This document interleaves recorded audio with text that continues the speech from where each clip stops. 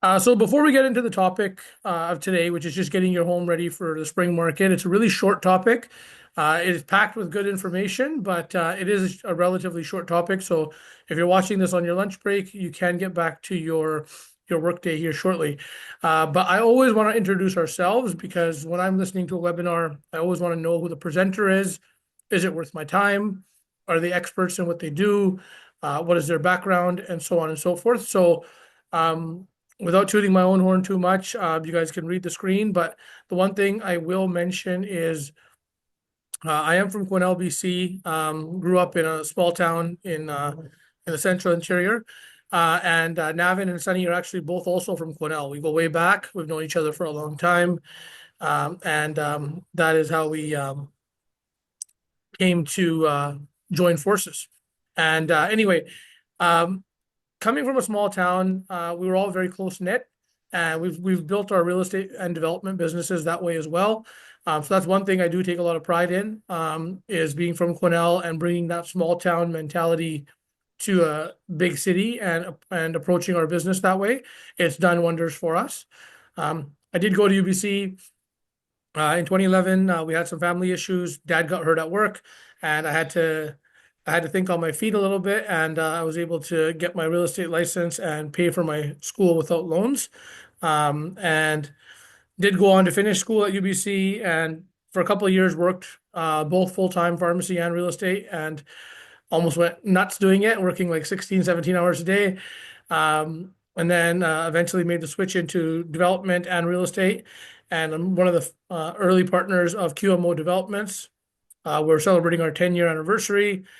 We've done in 10 years, we've done 8 projects. So learned a lot, learned a thing or two about development along the way, and just needed to surround myself with good, strong agents that I could trust. And I created the Summit Real Estate team for that reason. And now we can offer the same high level of service to more clients. Been licensed, as you can see from the screen, since 2011. Since 2015 till now, we've helped over 600 families from all things development, real typical sales, development sales. Um, we know a lot about pre-sales and things like that, but we don't recommend them too often.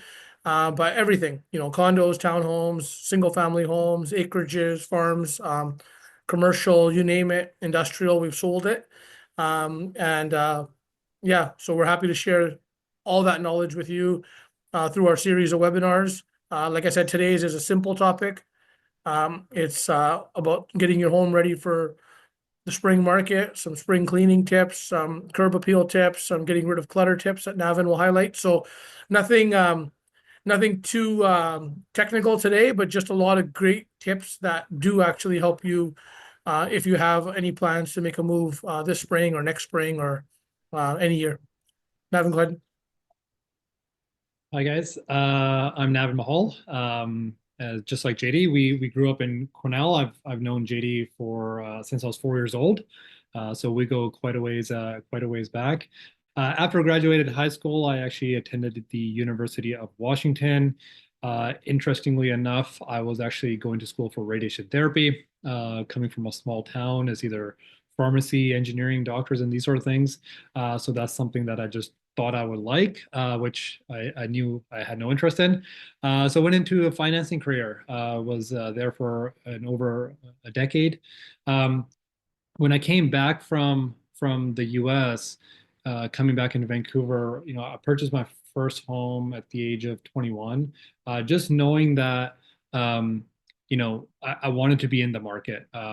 Growing or, being in Seattle for years, we had Microsoft and Boeing and some of these bigger companies surrounding us. But when I came to Vancouver, I was like, well, there isn't really much here other than real estate. So I just knew I had to be involved somehow. So since then, I've been, buying homes, flipping homes, renovated homes. That's how I kind of started, and then built a few homes. and then currently own multiple development properties. So that's kind of the background, and that's kind of the reason why we got or why I got into real estate. Like JD mentioned, today's topic is going to be about spring preparation. Some of this is going to be a little bit basic for some of you, but I really hope that we can highlight areas where we can maximize return on our investment with little value being added. Um, so the webinar aims to educate, not really educate, but remind you of just normal maintenance tips, and maximizing the return on your investment. As I mentioned, some topics that we'll cover is cleaning, maintenance, market insights, understanding what your home is worth throughout the year. We typically look at our investment portfolio, whether it be held with their mutual fund manager, or if you do self direct, we're keeping an eye on it on a monthly basis or quarterly basis, and a home is one of our biggest assets, right? And investment. So that's something that we should look into a little bit more. A little bit of spring preparation, some small efforts now can save us time and money later. So we'll go over some tips regarding that. And another aspect that gets overlooked is, when you know what your home is worth and you know the availability of equity that you have, you can jump on some very smart investment opportunities, especially in a market like this where a lot of people are in a little bit of trouble, or they're having difficulty selling their homes. This is when you can really take advantage of that, and also plan for unexpected events that happen in life. So a couple of the topics that we will mention in this order will be spring cleaning, decluttering, home maintenance, repairs, boosting curb appeal to really maximize the value of our home, and then long-term planning and market insight. So let's get started with declutter, organize, and deep clean. So this is a topic that I don't know too much about because my wife is kind of the expert in this department. Uh, so I'm not going to pretend like I know this, but I do know a nice clean home, what that should look like, and I do know what a cluttered home looks like, and definitely, I have three boys, and things get really messy at our home, so storage solutions is a big thing for us, and it's a big thing for buyers, right? Like if you're to ever to sell your home, if you had a messy garage and a buyer was looking at your home, and maybe you had maybe the husband there was, he was looking for a space for his man cave. He might get turned off from that because he maybe can't see past that clutter. So that's something where if we store all of this clutter or organize a little bit better, you can get a lot of your space back, and it makes the room look larger and more usable. A good way. Navin, sorry, one sec. I wanted to kind of comment on that as that's a great thing, and you'd be surprised. I've seen, I would say, like, if 10 people, 10 of my clients were to walk into a really cluttered garage, only one of them could actually see. So this is experience from, like I said, showing thousands of homes, dealing with hundreds of clients. I would say in my experience, it's about 10%. I don't know what the data shows, but in at least my experience, it's about 10% of people can actually look past the clutter and say, what am I going to do about the clutter? How can I make this work? But the other nine people, and I actually fit into the other nine myself, is I actually have a tough time looking past the clutter. So I contrast that to a garage where you go in and they've got really cool hooks on the walls and the bikes are hanging off the walls. They've got drop downs from the ceiling, and now they've got your your car toppers, your storage units, your skis, your snowboards, your Christmas decorations, your Halloween decorations. All of that is stored up above the garage, not taking up the floor space of that garage.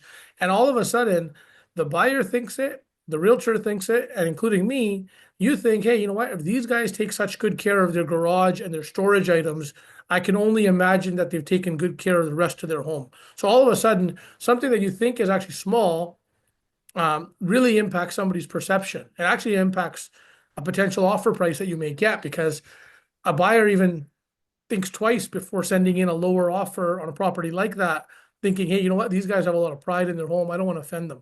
And so it's actually more common than you think that these first little impressions, whether it be curb appeal, like Navin will mention later, or storage or clutter, how much they can actually impact the value of your home.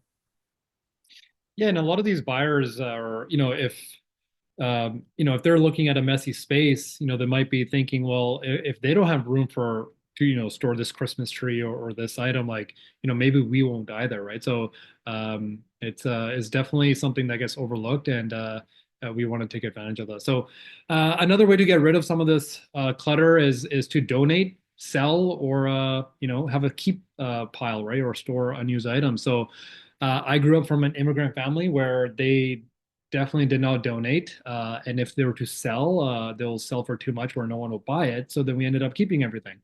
And it was always, said by my grandpa, for example, like, hey, you'll never know when you'll need it. But if you don't use it in 10 years, you probably don't need it. And just get rid of that item. Um, a lot of people have books that they don't use, right? That they stopped reading, or maybe they read so long ago. One of the things that we do, or we've done in the past, is we've hosted neighborhood book drives.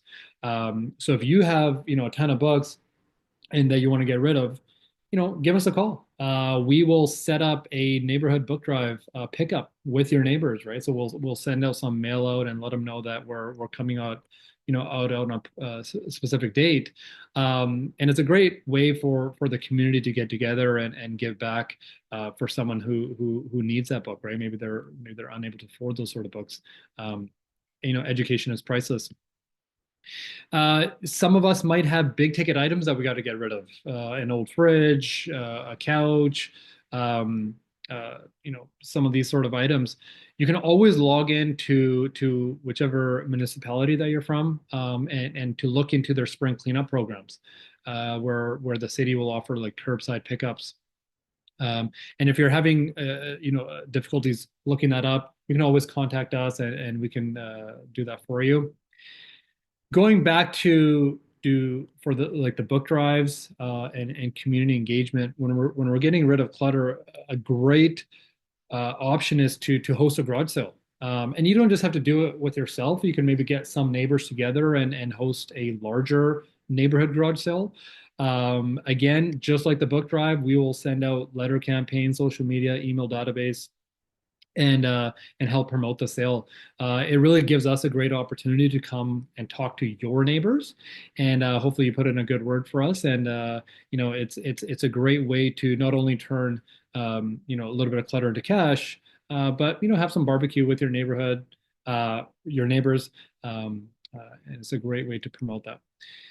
Now, once we've kind of got rid of some of that clutter or the bigger ticket items, and you were perhaps consider selling, a good thing to do would be to do a pre-inspection.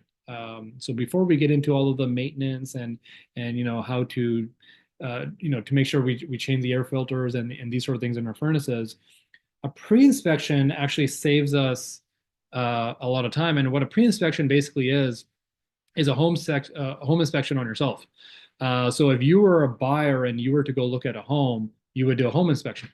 In this case, you could do a pre-inspection, and basically what it does is it saves you time and money because you're addressing the main things that need to be addressed. So if you have a little bit of a leak in your upstairs bathroom and the ceiling at your living room is starting to stain, that could potentially cause larger problems down the road, mold and these sort of things. So that's something that we would recommend. Now, there are some cons when it comes to pre-inspection. I'll let JD kind of touch on this. JD, is there something you can think of that would be a negative if we do a pre-inspection on ourselves? Yeah, if there's something that, maybe maybe there's a structural issue that is identified in the crawl space, and there's no, you're noticing some settlement or something, rodent infestation or problems with the electrical that you didn't know that were there. I mean, the key is if these things were known to you, kind of by law, you're more obligated to disclose them anyways. But if you could determine something that you didn't know, you had no idea, but it's going to be quite a costly repair to fix, that's where um, this whole idea of doing a pre-inspection may not work. So, you should always just talk to us, and we can have a very frank discussion about whether it makes sense to have a pre-inspection done or not. Usually, we can tell which homes would be a good idea for a pre-inspection and which homes would not be, just from walking through and from our own experience in construction and development. So we would give you that advice to see if it makes sense to do so, or if it just makes sense to let the buyer do their own home inspection. Oftentimes the pros usually outweigh the cons in this situation. And what I've seen is um, oftentimes a buyer will come back and say, hey, your fence is leaning and the other fence is rotten, and this and that, and we would like 15 or $20,000 off. And if you've already done the pre-inspection and you've then got quotes, so you've been proactive, we'd help you be proactive. We'd help you, arrange for a couple of quotes so that you could be armed with that information almost as a defense. And when that information gets brought up from the buyer side, you would say, hey, you know what?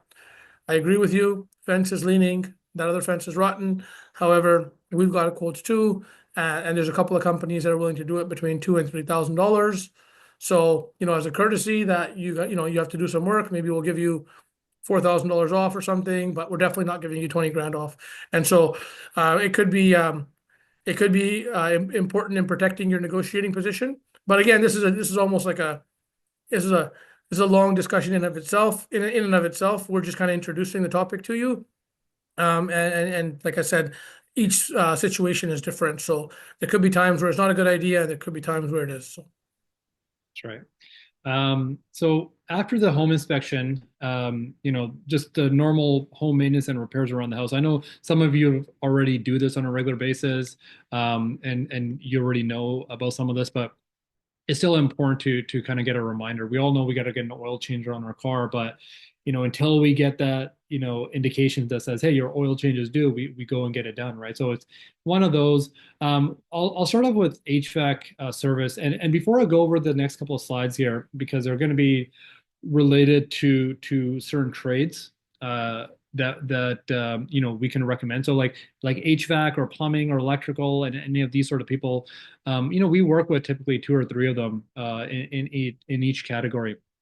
So maybe some of our clients use someone that, they had good reviews. We can pass that information over to you. Maybe there's someone that we use ourselves, and we would be happy to pass that refer them to you. So if you're looking for someone in particular, let us know, and we can reach out and pass you that information.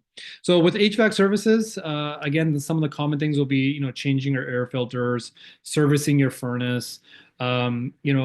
Even if a service or a furnace is 10 years old or 12 years old, it doesn't necessarily mean it needs to get replaced or it's bad. But if it's been serviced the entire time, and you can show records of that, it kind of kicks that objection out to the curb when a home buyer is looking at the home and saying, oh, hey, maybe we have to replace this. And it's actually, Navin, that's a very interesting point. I've seen like 4 or 5 year old furnaces not been maintained and eventually run into problems. And then on the contrary, I've seen 60-year-old furnaces. And I know this is people will hear that and say, it kind of blow their mind. But I actually have a rental home that has a 60-year-old furnace that I get serviced every year. It runs at about 70% efficiency. It's not meant to be a long-term rental property. The plan is eventually to develop it. So, I'm not really trying to go in there and spend 4 or 5 grand on a new furnace setup. I'm looking at, hey, the 110 bucks that I pay per year, is that going to keep that thing going along long enough? So just something to keep in mind. It's just important. We don't do it enough. We need to budget for it. We need to put reminders, almost like a calendar entry. Just go into your your calendar, and every 3 months remind yourself to change your filters. Right? Like it's not. Otherwise, we forget. It's not that you didn't mean to. It's not that you didn't want to. It's just simply that you forget. So almost put it in as like a calendar link, so it's like an appointment. Oh, that's right. I got to do this every 3 months. So. Yep, and same thing with air conditioning, right? During the summertime, we forget that our HVAC system still needs servicing. So if you have an air conditioning unit, there's refrigerant, there's other maintenance that it requires as well. So it needs to run efficiently as well.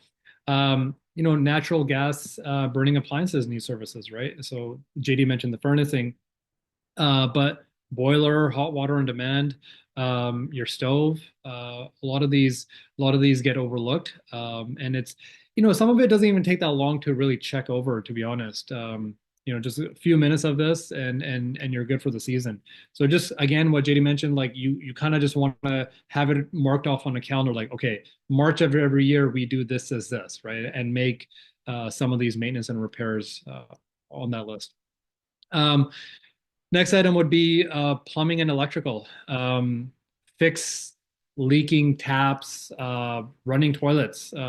Sunny, actually, on our team here, typically pays about $100. I don't know if it's monthly. I forget how City of Abbotsford charges, but whatever his billing cycle is, it's typically about $100. And his last bill was $800, which is huge. So that was because there was a running toilet in his basement. So, you could have had someone come over, do a house inspection for around that much, right? So, that's just money down the drain. And change the light bulbs, switch to energy efficient bulbs if you have an older home, especially. Outdated outlets, outdated thermostats. There's a lot of thermostats that are out there now that are more efficient in the sense that, when you're at work, you don't need your home to be, comfortable and cozy because no one's home. But have it set up where when you're arriving home, say at 5 p.m. at 4:30, it kicks on, right? So looking into something like that can save you some time and money later. Drafts and insulation. During wintertime is when we'll notice some of that cold breeze, whether it's coming through the windows or around the doors. And when summer kicks along, we always say, oh, before next winter, we'll fix it. Well, you should probably get on top of that now, because if you have a draft during wintertime, in the summertime, if you have air conditioning running, that's also leaving your house as well, right? So to improve comfort and energy efficiency, it's something that needs to get addressed quite quickly. The gutters, roof, and drainage. So, especially if you live around, or there's trees around your property, you might have to do this maybe, 2, 3 times a year, but you got to clean out those gutters, the downspouts. You want water to go away from your property, not into your property, which can cause foundation issues, mold issues, your fascia boards in the front of your house rotting out. Check for water pooling near the garage or basement. Especially if you have a driveway that you gotta, kind of come down on an angle getting into your garage. There's usually a drainage like you see in this picture in front. Just, clear that out. Just get maybe like a leaf blower or with water and just clear that out. A lot of these things don't take a lot of time. It just needs to get done, and typically, people wait till it becomes a major problem. Pest control. Okay, so this is becoming an issue here in the Lower Mainland more than years before. The reason for that is a couple of years ago, province of BC actually mandated that the bait that is used for mice and rodents, the toxicity had to drop down a little bit, because birds of prey or cats will eat these rodents, and then they would also, die themselves. So they make it where a mouse or a rat has to chew on a particular bait for, I think it's like 5 to 7 days for it to take effect. By that time, they're multiplying. They're not really dying off. So a lot of homes are running into this issue. Go around the corners of your home, look for some mice droppings. If you do see some, set up some traps. Seal up entry points, like a mouse can get into, a size of a nickel, right? Into your home, especially during the wintertime. So just pay attention to that. It is becoming an issue, even if you never had it in the past. So I would definitely look into that. Now, boosting curb appeal. So this is going to be kind of more towards not only making your home look beautiful, your neighbors will be happy that you did it, but it also brings up the value of your home. So it doesn't have to be much, just fresh, plant some fresh flowers, add some color to the front lawn, trim up those hedges. Some neighborhoods that we drive through with our clients, and they see, a bunch of neighbors having, beautiful gardens, they automatically feel like they're in a more premium neighborhood versus, one where there's grass, outgrown or burned and all that sort of stuff. It really makes a difference. And it doesn't take too much effort. You just got to kind of prepare it for the remainder of the season. So the best time to do it is spring, obviously for flowers blooming. That's a really good, Navin, that's a really good point. I'll chime in. So, like the idea of the curb appeal. So when you go into a certain neighborhood and, you notice that, 9 out of 10 or 8 out of 10 of the homes that you're seeing all have nicely manicured lawns. You could tell that they're taken care of. Um, it automatically makes you think the neighborhood is one where you could raise a family or one where you'd be comfortable going for a walk late at night or something along those lines because it kind of just it's a weird thing, but people kind of relate it to safety and sort of comfort, and people will pay for that. And so it's not something that you can't, I mean, obviously force your neighbors to do it, but maybe you can lead the charge. And if you notice that a couple of your neighbors are already doing it and a bunch aren't, kind of like what we tell our kids, be part of the solution, not the problem, and you improve yours, and hopefully it kind of kind of catches a bit. And if you ever need us to talk to your neighbors or maybe direct them to this webinar, but it's a true thing. It actually impacts everybody, even if your neighbor is, for example, renting out the property, and let's say your neighbors are tenants. And a lot of times owners of properties where tenants are won't necessarily upkeep the lawns as much or do this as much, but if they do, it does help everyone, including themselves, if and when that time comes that reselling is a priority. Yeah, that's huge. Outdoor lighting. Outdoor lighting, JD kind of brought up, safety, right? Outdoor lighting on your own property, if you're lighting up those pathways, there's less chance of you tripping over things. It also is good for safety in the sense of, if someone, it deters people from, trying to break and enter your home, right? Or if your house is all kind of lit up or just has enough ambient lighting around it, it does make a difference. Plus, it boosts up the appeal quite a bit. Um, some of these new modern homes, that's something that, some of these developers put a lot of effort into, right? A lot of curb appeal, a lot of garden. It makes the building itself look a lot more premium. Um, this one you already know. Paint goes a long ways as well. So many times, JD, like we would go into a home where, a room is painted, bright pink or purple or like a really dark color, and it just makes a room look a lot smaller than what it actually is. So some good paints or color themes that you want to keep, especially if you're planning on selling, is some of the neutral, grays or beige or lighter, cooler tones would make a huge difference. And even a little bit of paint on the exterior of a home completely changes it. Like if you look at this slide at the bottom right, where you see a before and after of this home, the home up top, looks like it's probably like a mid 90s build or so. And the one on the bottom looks like it's almost like a brand new home. It's the same home. So that goes a long ways. JD, we've seen some of these examples on some properties that we go through. The backyard, ever since COVID, outdoor space is becoming quite important for a lot of people, or people have kind of realized the importance of it. Having an inviting backyard setup um, is very inviting. It's warm. Even if your home shows a little bit smaller square footage wise for a family, when you have a nice outdoor space that seamlessly goes from inside out, that family is thinking, hey, you know what? We don't always have to be inside. We could be outdoors, barbecues, reading outside, hanging inside. It just makes your indoor space seem a lot larger than those outdoors, if you will. So that's something that's great. It's a great way for the family to get together. Someone could be playing baseball, the kids could be playing soccer, you're out there reading a book, taking some business calls out there. And it's fresh air, right? The kids are not stuck in front of the TV, and you're not watching Netflix all day, right? So it's something that in our household we really try to do that. And it definitely changes the dynamics for the kids, so they're just not stuck watching cartoons. I wanted to add, kind of painting, kind of going back to the point where we're talking about painting the home, and putting a little bit of effort, makes a big difference.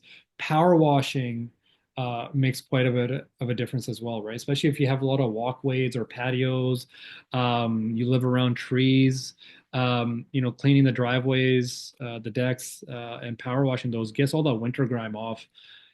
Not only is it a safety hazard, because when you get like a wood patio set, and you get some of that green grime, almost like the mossy sort of stuff, it's quite hazardous.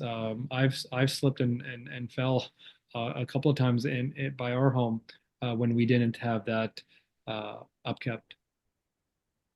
Now, market insights, and equity opportunities. So this is definitely, when I think of spring preparation, yes, we know we have to do the filters, make sure things aren't leaking, look out for rodents and those sort of things. But what is often overlooked is your biggest investment. We have mutual fund managers that we have, keeping an eye on our investments, or we might do self-directing, and you're, watching the market every month or daily or quarterly, whatever, that you do. Um, you know, we don't look at our home value. We just look at a BC assessment, and we think, okay, that's what our home is worth, and that's kind of the free annual home evaluation, if you will. But there's more to it than that. Um, not only if we did, like, if you give us a call and we looked up, hey, did you know that your city is going to change the zoning in your neighborhood to a higher density? Maybe there's going to be townhouses around the corner, or maybe there's a SkyTrain coming up, a few blocks down the road. These are things that increases home value, or something could decrease it. Like, what if there's a big industrial building coming up? Or something along those lines. So we want to keep you informed about that. So JD, I think you probably want to add to that a little bit as well. Yeah, so if you're a past client of ours, you know that we're always constantly keeping in touch. And what we've kind of decided to do now going forward is spend a few hours, because it doesn't take actually, 10 minutes or 20 minutes. Sometimes it actually takes a couple of days, because when we want to give you an accurate idea of what your home's worth is, we want to look at what's sold, sure, but we also want to look at what's active. Who's selling in your neighborhood? What kind of activity is the owner getting? Is it even going to sell for anything close to the list price? And then, of course, we even look at the homes that haven't sold. So which homes came on the market and didn't sell? Were they taken off because the plans changed of the owners, or were they taken off because they simply didn't sell?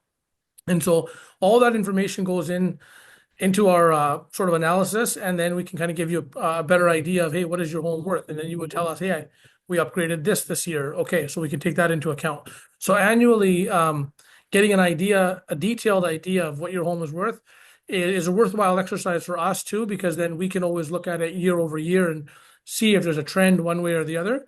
But often this type of approach, we've done it with certain clients who are, say, for example, in a really nice neighborhood, but only want to move to a particular neighborhood, whether that be in town or even outside of town. So what we do is we track both markets and say, hey, you know what, in your area as well as your home, year over year, you're probably seeing about a 50 grand or a 60 grand bump.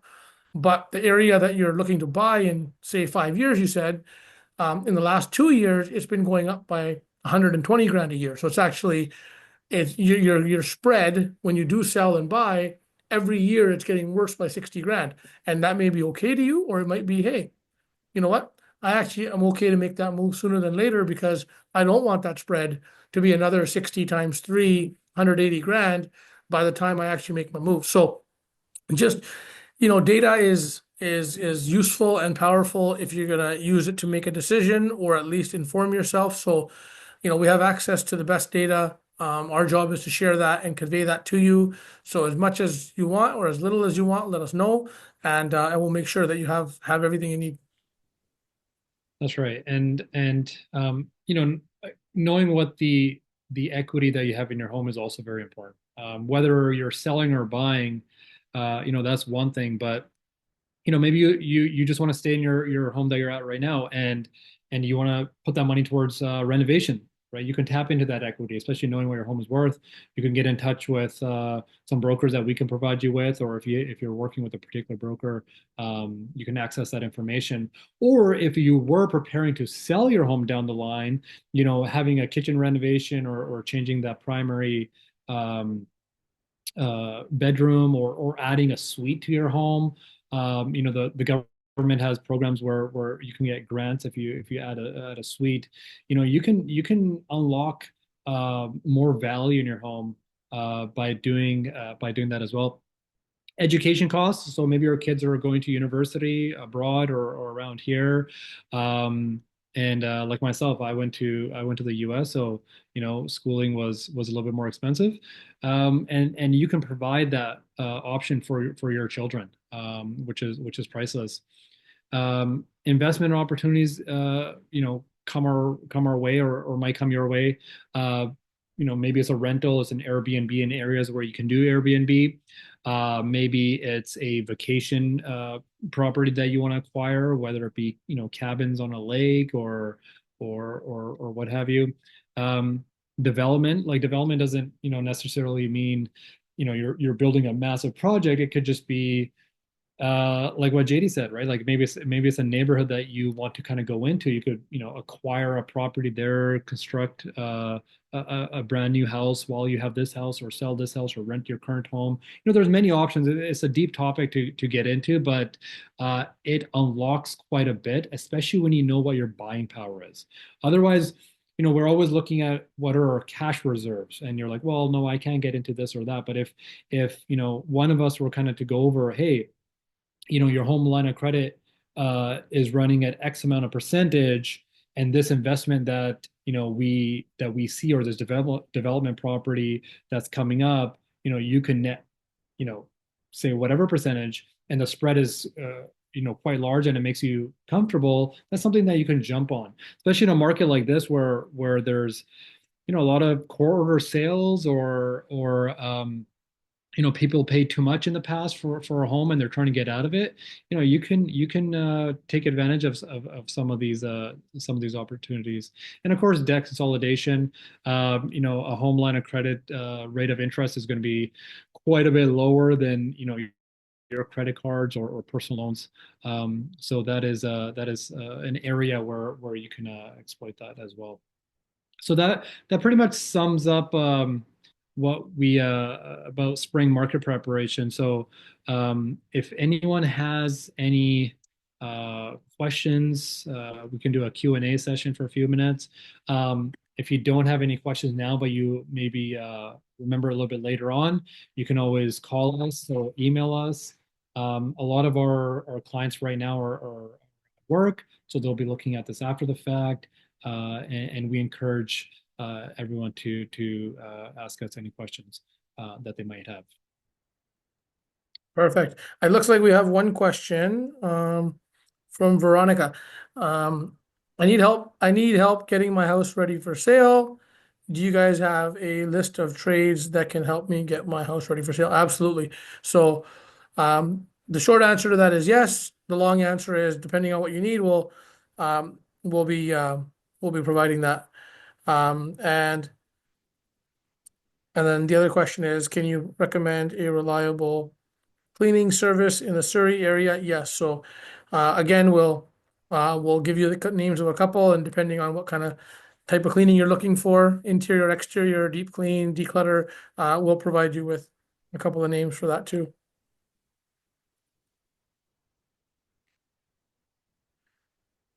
Uh, what's the estimated cost of professional spring cleaning services for my property? That's a good question. I actually don't know the answer to that question.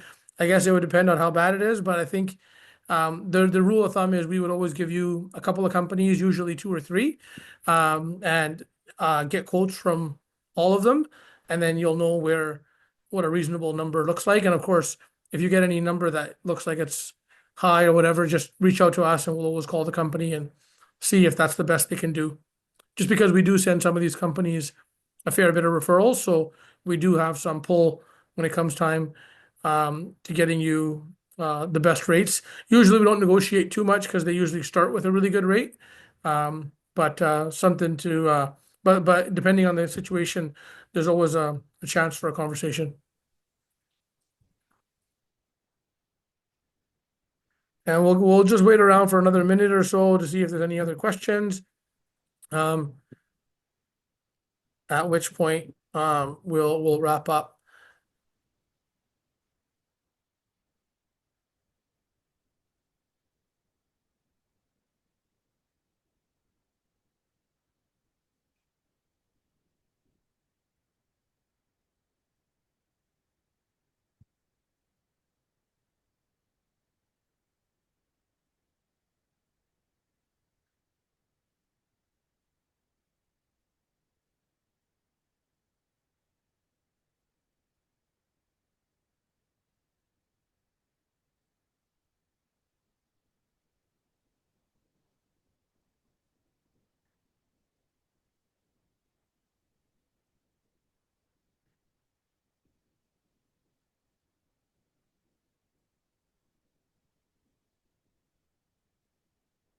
Looks like we got one more question.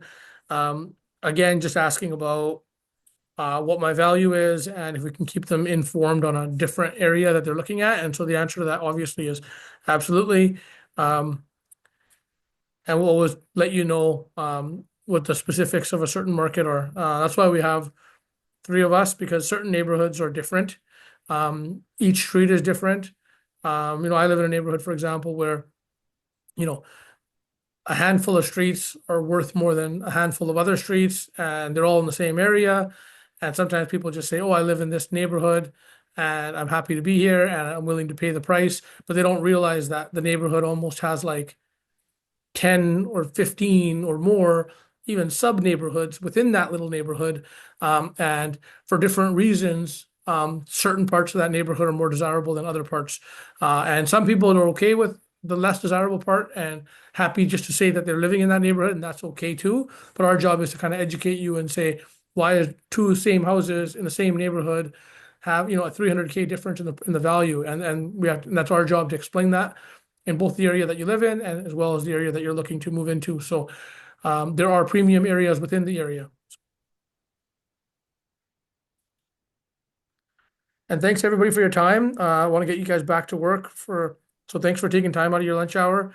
Um, if you have anybody that could benefit from this information, um, have them reach out, have them watch the webinar. It will be on our YouTube channel. We will send a replay link so everybody can watch on the YouTube whenever they want.